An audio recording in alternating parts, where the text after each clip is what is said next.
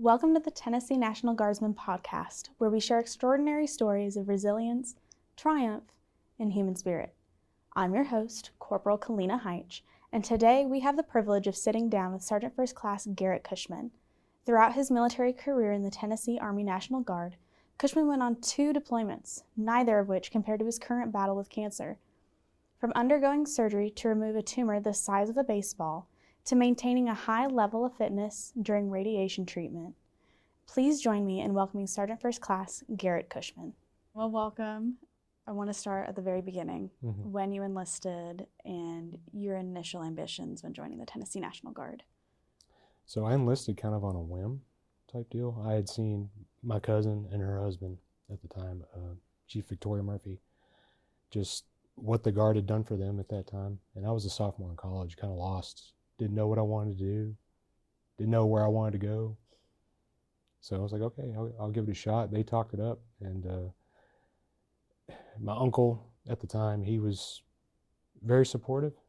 So I enlisted on April 7th, 2011 as an infantryman. And I was assigned to E Troop 2nd Squadron 278 in Livingston. That same day, coincidentally, they unlisted. My uncle passed away. So kind of motivated me to, he was in a bad way with some worse people, so it motivated me to do better. And so from there on, after seeing Victoria and her husband Patrick, how they went about life, how they handled themselves and carried themselves, I knew I wanted to be AGR at some point. I was like, I'm joining the Guard. This is what I want to do full time. So I went to basic training at Fort Benning, Georgia, came back, finished my last 2 years of college, graduated December 2013.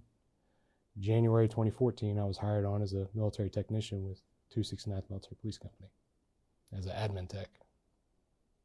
I served there for, I was in and out of 269 from 2014 to 2020.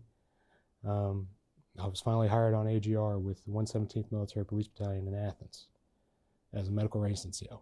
And then I deployed with them to Guantanamo Bay, Cuba in 2016.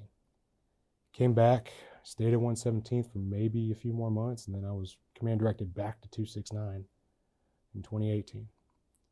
Stayed there until July of 2020.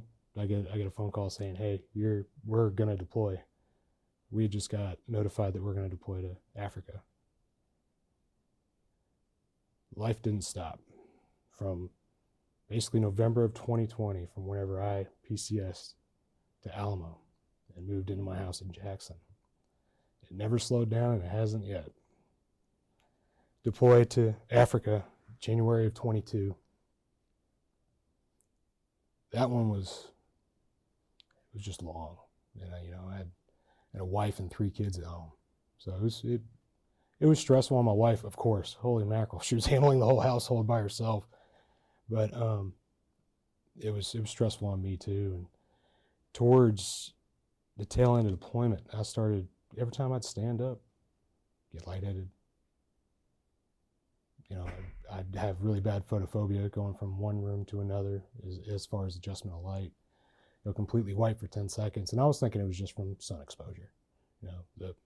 The sun in the Horn of Africa is not friendly whatsoever. And get back. November 11th, 2022. Finally got my family back. About to start a new job. Feeling good. Started having migraines just about every day.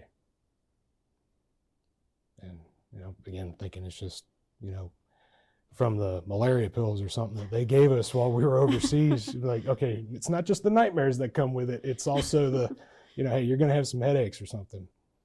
And it continued. And then January, I started losing vision in my right eye. And I was like, why am I starting to, fall apart a little bit? Never mind. I'm going to ignore it for a second, keep driving on. And then I couldn't ignore it anymore. Finally went and saw my doctor, and I was like, hey, we need to check this out. And it was symptoms of a torn retina, per se. And he thought the same thing. He referred me to an ophthalmologist. Went to an ophthalmologist, and He was like, both your optic nerves are severely swollen. My initial thought was, crap, my military career is on the line now. I was like, what is going on? What is going on? And me, previously being a medical range NCO, my mind was going out 10,000 different ways of, oh no, I'm going to be med boarded or whatever may have you. And he was like, we're going to have to order an MRI. Like, okay, all right. Hopefully it's nothing serious. Hopefully it's, idiopathic, meaning it's just randomized. It's no idea what it is. We have no idea what's causing it. We'll figure it out. I had an MRI February 9th. I got a call an hour later. Said, you got a mass on your brain. I just started that new job in Henderson 3 months prior. And I looked at my boss, and he looked at me. He was like, "What's up?" And my face was white. I told him I just needed it. Everything went through my head. My family, my life, my job. What's going to happen? Definitely my family. Because if I don't have a job, they can't live. My wife's a stay-at-home mom, 3 kids. Fortunately, we're able to do that because of my job in the Tennessee Army National Guard. And they blessed me with it. I'm able to live life how I want to because of it and continue serving. So I didn't know which way was up at that point. I just knew that I just had to keep doing what I knew. And that was to keep working, keep looking towards the future as best I could, and drive on. All the things that was pounded into me whenever I was a young private on Sand Hill in Fort Benning, Georgia in 2011. I never lost that mindset. My kids hate me because I try to pound that mindset into them a little bit. Hey, let's not cry over spilled milk. Let's just keep pushing on. Forget about the small things. Let's focus on the big things here. And this was something really big. And I knew it was going to have a lot of future implications, but I tried not to focus on that. I just tried to stick day by day as best I could. And now, obviously my desire is to stay in. But after getting that phone call, I immediately went into, battlefield analysis, basically. What do I have to do? How can I, get this element to attack this foreign invader that's inside my body? What are the resources I'm going to need? Who are the main points of contact that I need to get in order to handle it? But all the beautiful things the Tennessee Army National Guard has given me the ability to fight everything. And especially, aside from the battlefield, outside. It's different whenever you have a battle that you're fighting inside that you can't even see. And I will never lose my desire to serve because of what the Tennessee Army National Guard has given me. And this is no small feat either. No. In the grand scale of things. No. And support, whether it's personal at home or even within the Guard itself, because the Guard is a tight-knit community. How have other Guardsmen rallied behind you during all of this? You're going to get me going here. So, I told you, I looked at my boss whenever I first got that phone call. I went to the bathroom. I didn't know what to think.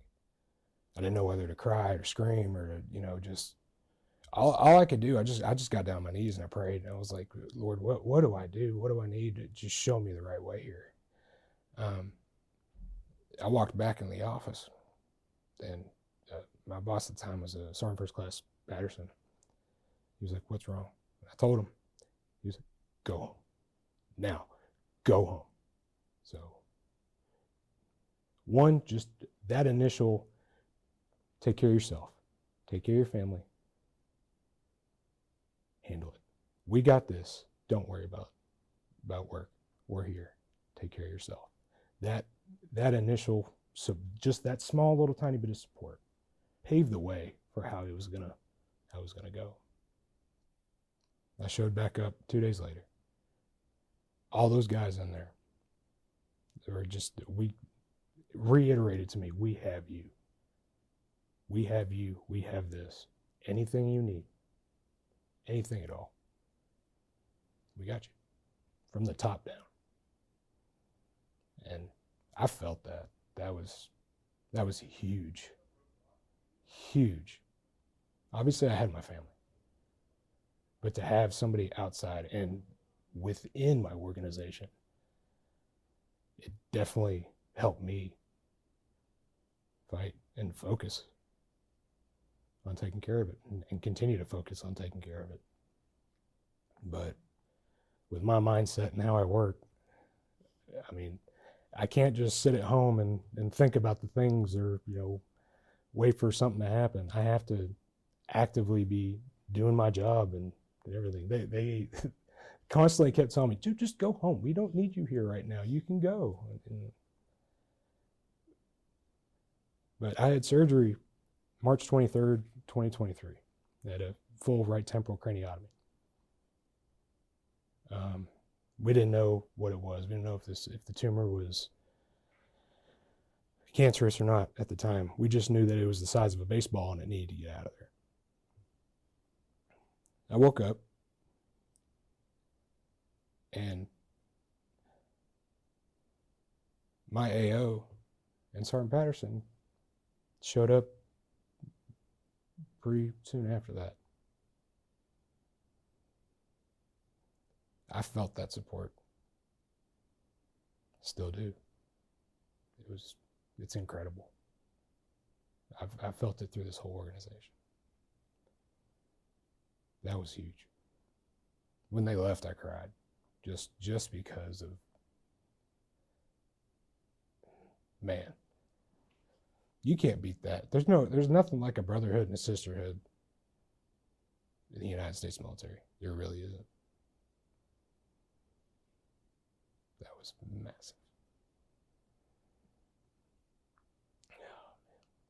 And the continuous texts and phone calls that I received after surgery, we had no idea what we were ahead of or what we were about to experience.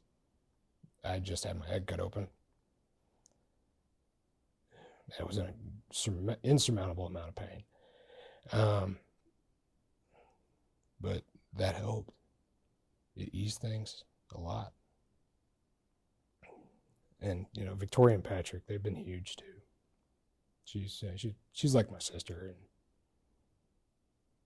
and I remember calling her whenever I first found out I had a tumor, and she immediately went into operations mode and was like, "Okay, what are you gonna do? Here's how we got to do this." And she was great, and she still is great. Oh man, sorry, we ain't even gotten started yet. But after the surgery, I was at home for a couple weeks, and I was about to go back to work. And then I get a call April 9th after they had got the pathology back. I'd already looked at the cold pathology that they did during surgery. The surgery itself was about 8 hours. The cold pathology revealed that there was mitotic activity, meaning that the cells were actively dividing in the tumor, which could indicate cancer, could indicate really anything. But we got the pathology back, received a call from neurosurgery clinic April 9th. It was cancer. It was a grade 3 anaplastic astrocytoma, IDH mutant. So it was aggressive. I'd already done a plethora of research on what to expect per se. So I wasn't necessarily surprised, and I knew what the treatment plan was going to be right off the bat. But again, I didn't know what to think. I basically just received a call, "Hey, you have cancer." I never thought it would happen to me. I don't think anybody ever really thinks it's going to happen to them, but Cancer is a nasty beast, and it impacts so many people, whether directly or indirectly. And my wife looked at me. She was like, "What did they say?" And I told her, and her immediate thought was like, "Okay, so what's our next steps?" type thing. She didn't really lose it yet, and then made a call to my mom, let her know, let all the family know, "Hey, this is what I got," because they were all like, "Hey, once you hear something, I need to know something." Okay, cool, got it. But I really lost it. A few days later, whenever I talked to my previous boss, now Sergeant Major Colton Kaufman with 117th, that man's always had my back ever since I was in E4. He has always guided me, and I've always looked at him as a true mentor. Whenever I talked to him, I lost it. Don't know why, but I did. It's just something different whenever you're telling people that are close to you, that are friends, for news that you never expected. And then all of the thoughts just started cycling through my mind. My wife, my kids, my family, their lifestyle. How is this going to impact everybody else? How long do I have? I rarely ask that question.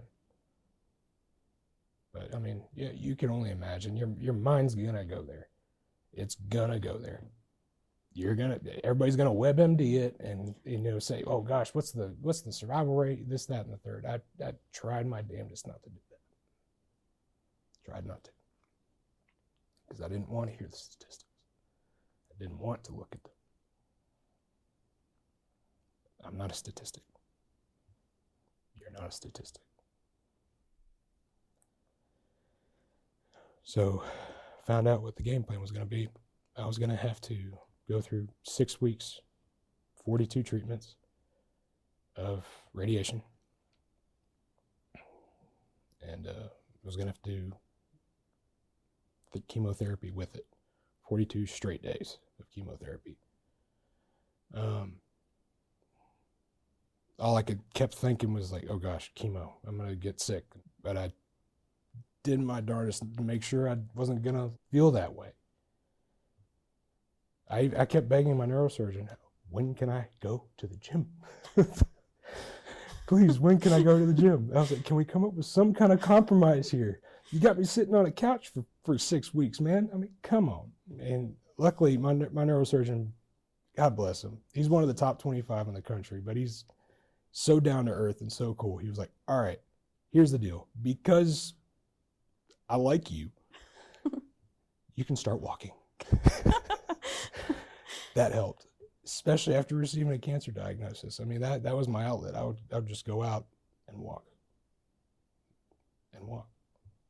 And it would relieve a lot of stress.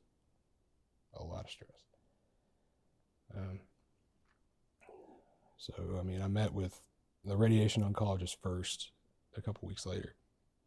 Kind of broke it down for me on how it was going to work. I was like, okay, I was going to have to be fitted for a mask that would cover the entirety of my face, and they were going to have to make markings to where, the laser beams could hit and do their thing. Okay, cool. So I'm going to be strapped to a table is what you're saying. All right. Hey, no claustrophobia there at all whatsoever. Okay, cool. And then I met with my oncologist, who was overseeing everything. He was the captain of the ship, per se. And he broke it down. And I remember him asking me, he was like, "Do you want to know the survival rates and stuff?" I said, No, not this time. He was like, "All right, that's fair. Good deal." He was like, "I only ask because everyone else always asks." All right.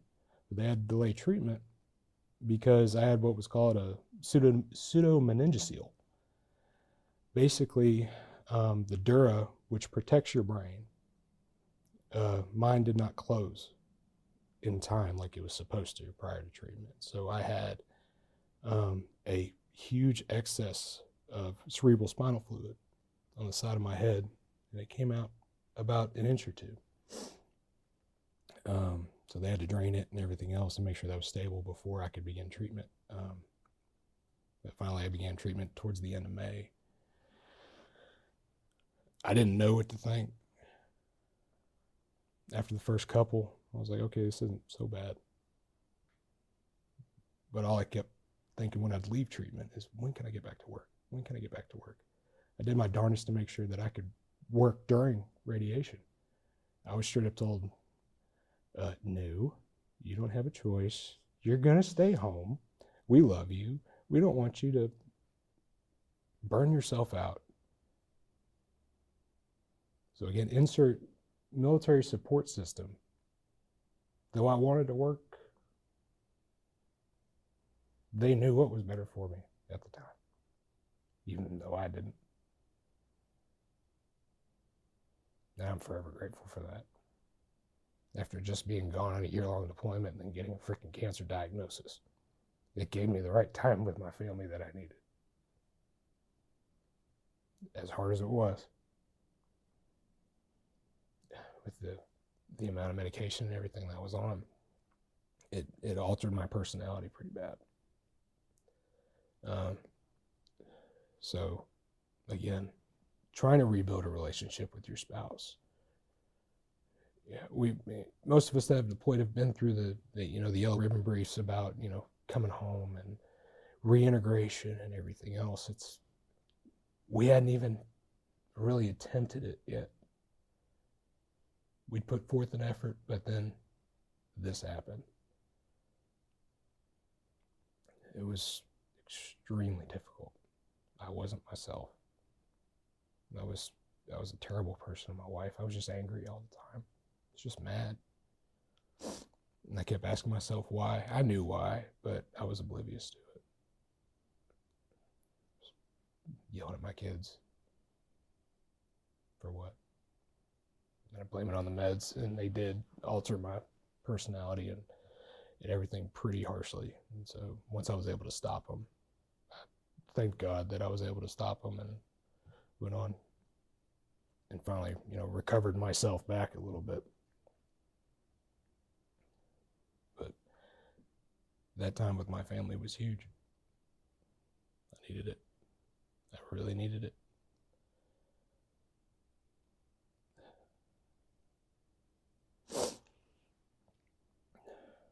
After radiation was complete, and then that first cycle of chemo was done, we went on a family vacation. Took a week. Just went to Miramar Beach in Florida. That was great too, because I got a nice little 3-week break before I had to start chemo all over again.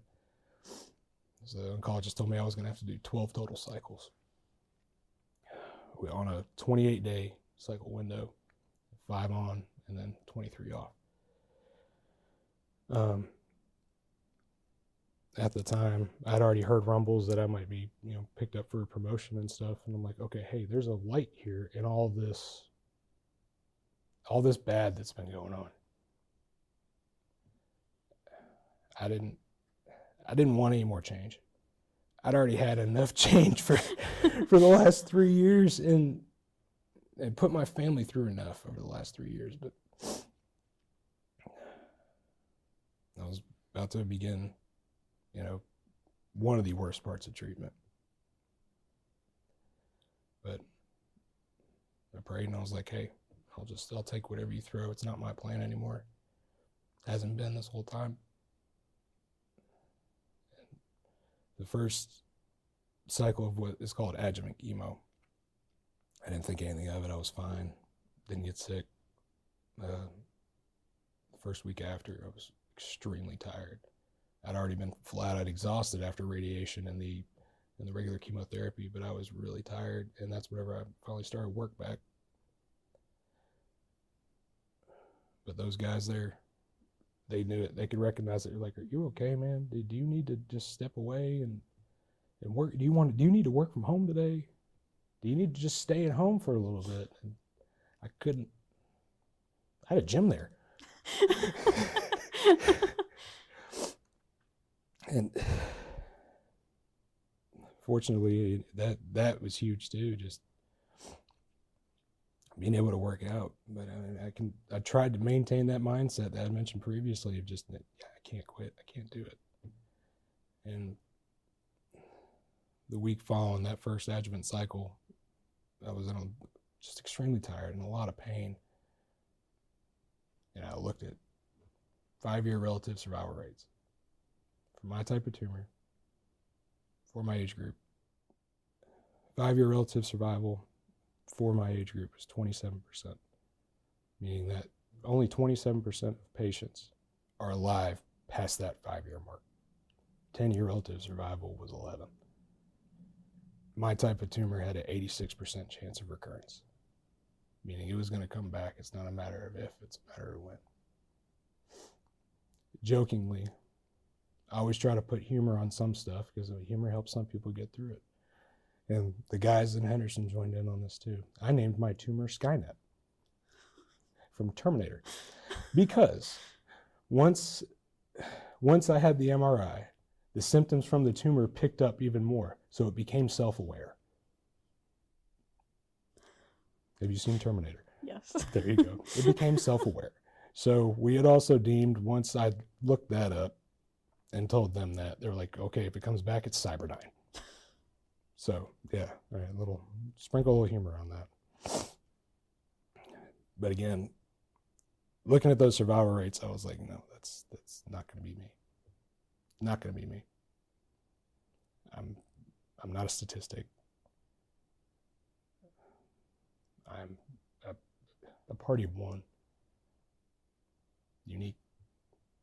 I mean, you can't put a number on it. And I've maintained that as best as I could.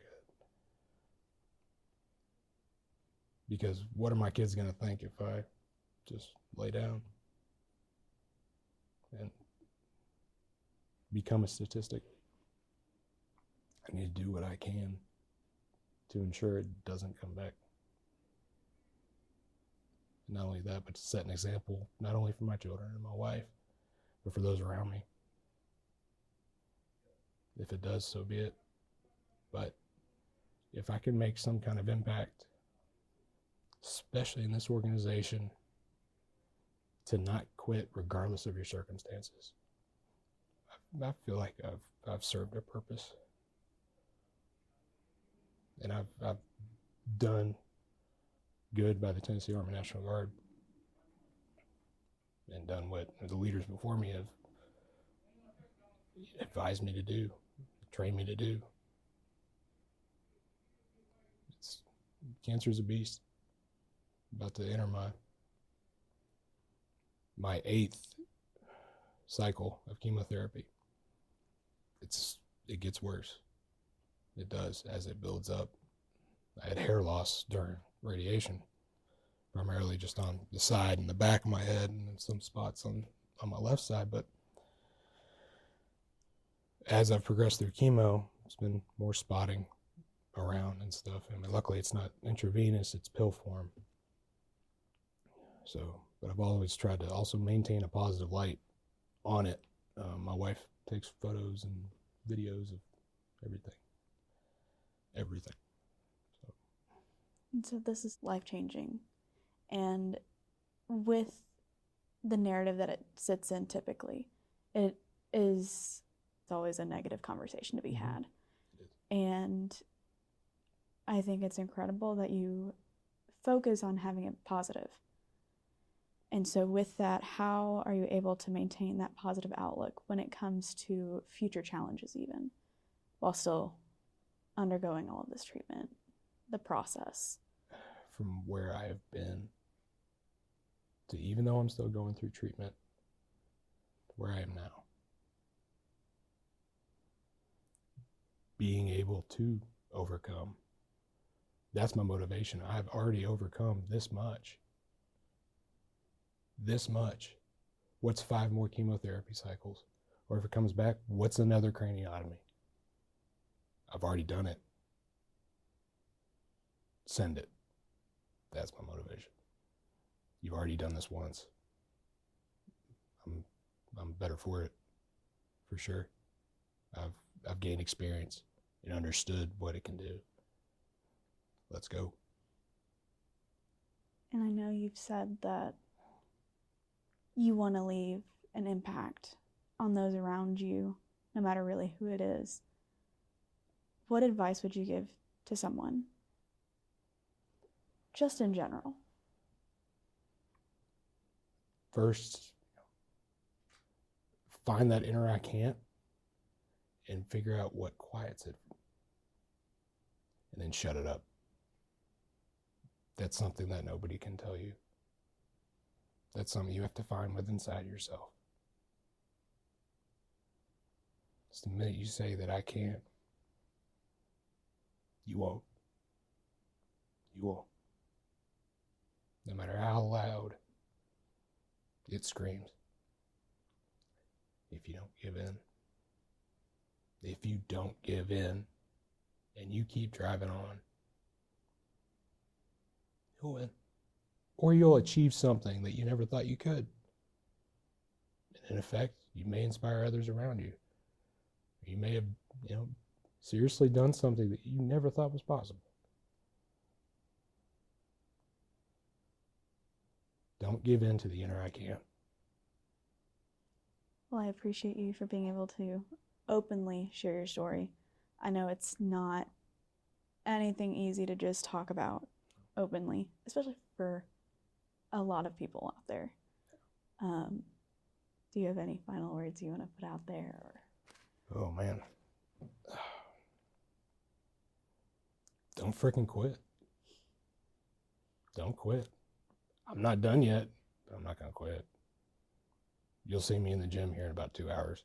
I haven't let the pain or the fatigue or anything stop me. Stop me from working. Stop me from playing with my kids. Being with my wife. Being present. Being present. And find a support system that definitely has your back 100%. It's not just the Guard. I mean, our church family was huge too. Huge. People make a difference. Find your people. No one can do life alone. But damn it, nobody can do cancer alone. No one. No matter how much you try to hide inside yourself, no one can do cancer alone. Thank you, Sergeant Cushman, for sharing your story with us today. Your story serves as a beacon of hope, reminding us all of the strength that lies within us when faced with life's greatest challenges. We wish you success in your military career and beyond. And to our listeners, join us next time on the Tennessee Guardsman podcast as we continue to uncover extraordinary stories of triumph. Until then, keep believing in the power of resilience and never underestimate the strength that resides within you.